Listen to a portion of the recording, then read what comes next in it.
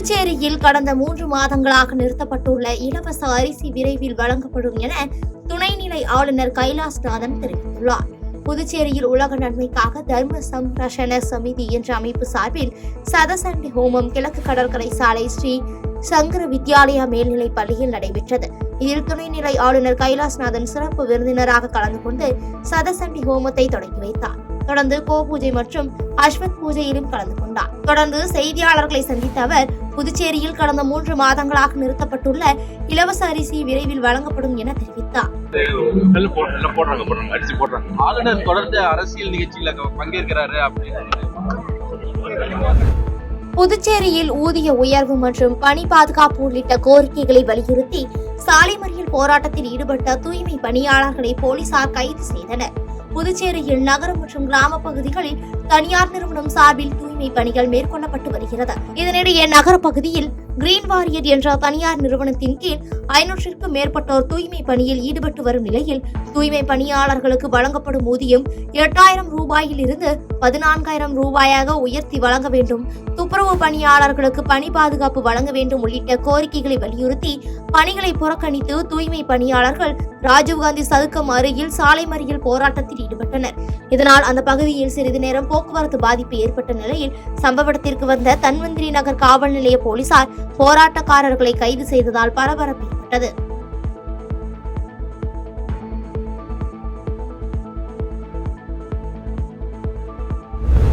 டெல்லியில் ஜே.பி. நட்டாவை பாஜக மாநில தலைவர் நைனா நாகேந்திரன் சந்தித்தார். டெல்லி மோதிலால் நேரு மார்க் பகுதியில் அமைந்துள்ள ஜே.பி. நட்டாவின் இல்லத்தில் பாஜக தேசிய தலைவர் நைனா நாகேந்திரன் பாஜக தேசிய தலைவர் ஜே.பி. நட்டாவை சந்தித்தார்.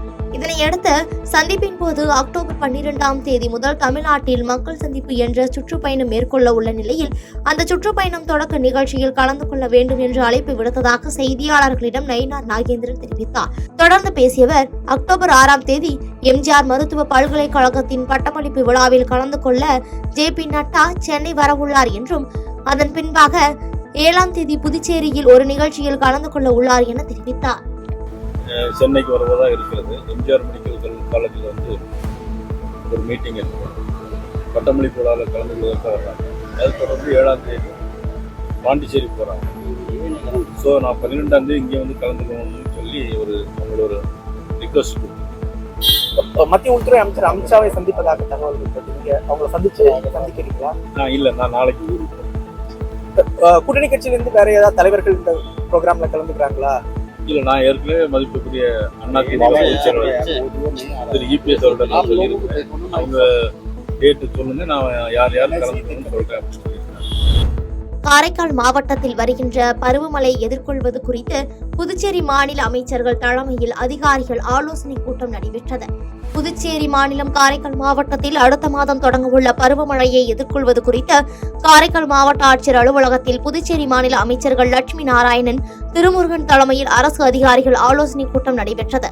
இதில் சட்டமன்ற உறுப்பினர் நாஜின், மாவட்ட ஆட்சியர் ரவிபிரகாஷ் மற்றும் பொதுப்பணித்துறை, மீன்வளத்துறை உள்ளிட்ட பல்வேறு துறை அரசு அதிகாரிகள் கலந்து கொண்டனர். இக்கூட்டத்தில் கனமழை மற்றும் புயல் நேரங்களில் தாழ்வான பகுதிகளில் செய்ய வேண்டிய முன்னேற்பாடுகள் மற்றும் நிவாரணம் குறித்து பல்வேறு ஆலோசனைகள் வழங்கப்பட்டதாக புதுச்சேரி பொதுப்பணித்துறை அமைச்சர் லட்சுமி நாராயணன் செய்தியாளர்களிடம் தெரிவித்தார். முதலில் இந்த மழைக்காலத்தில் எடுக்க வேண்டிய தடுப்பு பணிகள், மழைக்கால பாதிப்பில் மக்களுக்கு பாதிப்பு ஏதாமல் இருப்பதற்கான நடவடிக்கைகள் என்ன எடுக்கப்பட்டது என்பதை கேட்டு தெரிந்து கொண்டோம். நம்முடைய நகரத்தின் சட்டமன்ற உறுப்பினர் மற்றும் நம்முடைய அமைச்சர் இவர்களுடைய பகுதியில் அவர்கள் பல ஆலோசனைகளை இந்த கூட்டத்தில் பொதுப்பணித்துறைக்கு வழங்கியிருக்கிறார்கள். அதை ஏற்று பொதுப்பணித்துறை அதிகாரிகள் வருங்கால இந்த மழை காலத்தில் வெள்ள பாதிப்பு மக்களுக்கு ஏற்படாத வரையில் என்னென்ன நடவடிக்கைகள் எடுக்க வேண்டுமோ அதை எடுப்பதற்கான உத்தரவுகள் பிறப்பிக்கப்பட்டிருக்கிறது.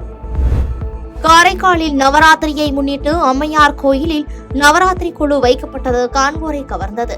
புதுச்சேரி மாநிலம் காரைக்காலில் அமைந்துள்ள ஸ்ரீ காரைக்கால் அம்மையார் ஆலய மணிமண்டபத்தில் கைலாசநாதர் சுவாமி திருக்கோயில் மற்றும் சிவனடியார் திருக்கூட்ட அறக்கட்டளை சார்பில் நவராத்திரி குழு தர்பாரை திருவாடுதுறை ஆதீனம் 24வது குரு மகா சன்னிதானம் ஸ்ரீ அம்பலவான தேசிய பிரம்மாச்சாரிய சுவாமிகள் தொடங்கி வைத்தார்.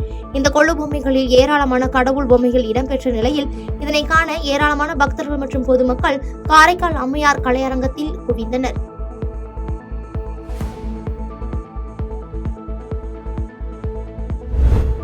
பாலஸ்தீனத்தை தனி நாடாக அங்கீகரிக்கப் போவதாக பிரான்ஸ் அதிபர் மேக்ரான் அறிவித்ததற்கு இஸ்ரேலும் அமெரிக்காவும் கடுமையாக எதிர்ப்பு தெரிவித்துள்ளன. பாலஸ்தீனத்தை தனி நாடாக அங்கீகரிக்கப் போவதாக பிரான்ஸ் அதிபர் இமானுவேல் மேக்ரான் அறிவித்துள்ளார். இந்த முடிவு செப்டம்பர் 2025 ஐநா பொதுச்சபை கூட்டத்தில் உறுதிப்படுத்தப்படும் என்று தெரிவிக்கப்பட்டுள்ளது. இதுகுறித்து பாலஸ்தீன அதிபருக்கு மேக்ரான் எழுதியுள்ள கடிதத்தில், காசாவில் மனிதாபிமான நெருக்கடி மற்றும் போர் நிலவி வரும் சூழலில் இரு தேச தீர்வை முன்னெடுத்துச் செல்லும் வகையில் பாலஸ்தீனத்தை தனி நாடாக அங்கீகரிக்கிறோம் என்றும் இது அமைதிக்கான முக்கிய படி என்று தனது கடிதத்தில் மேக்ரான் குறிப்பிட்டுள்ளார். இதனையடுத்து பிரான்சின் இந்த அறிவிப்பை இஸ்ரேலும் அமெரிக்காவும் கடுமையாக எதிர்த்துள்ளன.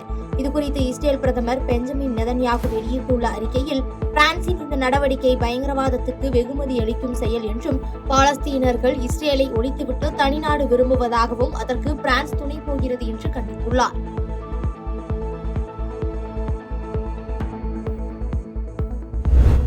இந்தியா மீதான வரி விதிப்புக்கு பின் முதல் முறையாக அமெரிக்க வெளியுறவு அமைச்சரை ஜெய்சங்கர் சந்தித்து பேசியுள்ளார். அமெரிக்காவின் நியூயார்க் நகரில் ஐநா பொதுச்சபை கூட்டம் நடைபெற்று வருகிறது. இதில் பங்கேற்பதற்காக மத்திய வெளியுறவுத்துறை அமைச்சர் ஜெய்சங்கர் நேற்று முன்தினம் அமெரிக்கா சென்றுள்ளார். இதனையடுத்து அமெரிக்க வெளியுறவு அமைச்சர் மார்க்கோ ரூபியோவை நேற்று சந்தித்து பேசினார். அப்போது இருதரப்பு சார்ந்த பல்வேறு அம்சங்கள் குறித்து அவர்கள் பேசியதாக தெரிவிக்கப்பட்டுள்ளது. மேலும் ரஷ்யாவில் இருந்து கச்சா எண்ணெய் வாங்குவதற்காக கூடுதலாக 25% வரி விதித்து இந்தியா மீதான மொத்த இறக்குமதி வரியை 50% அமெரிக்கா உயர்த்திய பின்னர் இரு நாட்டு வெளியுறவு அமைச்சர்கள் சந்திப்பது இதுவே முதல் முறையாகும் என்பது குறிப்பிடத்தக்கது.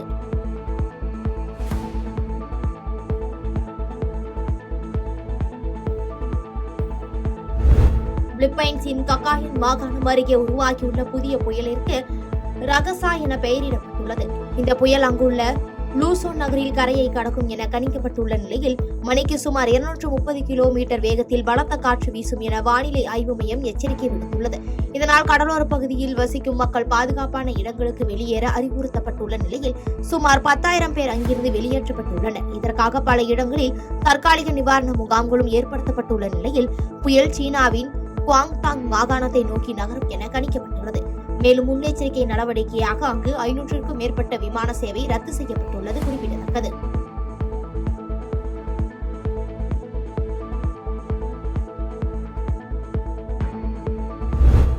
புதுச்சேரியில் போலியான ஆன்லைன் பட்டாசு விளம்பரங்களை நம்பி 50க்கும் மேற்பட்ட வியாபாரிகள் மற்றும் பொதுமக்கள் 10 லட்சத்திற்கும் மேல் பணத்தை இழந்துள்ள சம்பவம் அதிர்ச்சியை ஏற்படுத்தியுள்ளது. புதுச்சேரி ரெட்டியார்பாளையம் பகுதியைச் சேர்ந்தவர் முகுந்தன். இவர் ஐயப்பா பட்டாசு கடை என்ற விளம்பரத்தை ஆன்லைனில் பார்த்துள்ளார். அதில் 10,000 ரூபாய் பட்டாசுகள் வெறும் 1,500 ரூபாய்க்கு விற்பனை செய்யப்படுவதாக குறிப்பிடப்பட்டிருந்ததை நம்பி 1.50 லட்சத்திற்கு பட்டாசை ஆர்டர் செய்துள்ளார். இதனையடுத்து ஆர்டர் செய்த பட்டாசுகள் குறிப்பிட்ட தேதிக்குள் டெலிவரி செய்யப்படாததால் பணம் அனுப்பிய நபரின் செல்போன் எண்ணை தொடர்பு கொள்ள முயற்சி செய்தபோது தொடர்பு கொள்ள முடியாததால் சந்தேகமடைந்த இவர் இதுகுறித்து புதுச்சேரி சைபர் கிரைம் காவல் நிலையத்தில் புகார் அளித்துள்ளார். இதனையடுத்து புகாரின் பேரில் போலீசார் வழக்கு பதிவு செய்து தீவிர விசாரணை மேற்கொண்டு வருகின்றனர். இதுபோன்ற பட்டாசு மோசடியில் இதுவரை 50க்கும் மேற்பட்ட புகார்கள் புதுச்சேரி சைபர் கிரைம் காவல் நிலையத்திற்கு வந்துள்ளதாகவும் சுமார் 10 லட்சத்திற்கும் மேல் வியாபாரிகள் மற்றும் பொதுமக்கள் பணத்தை இழந்துள்ளனர் என்று போலீசார் தகவல் தெரிவித்துள்ள நிலையில் ஆன்லைனில் பட்டாசு விற்பனை என வரும் போலி விளம்பரங்களின் நம்பகத்தன்மையை ஆராயாமல் பணத்தை அனுப்பி ஏமாற வேண்டாம் என சைபர் கிரைம் போலீசார் எச்சரிக்கை விடுத்துள்ளனர்.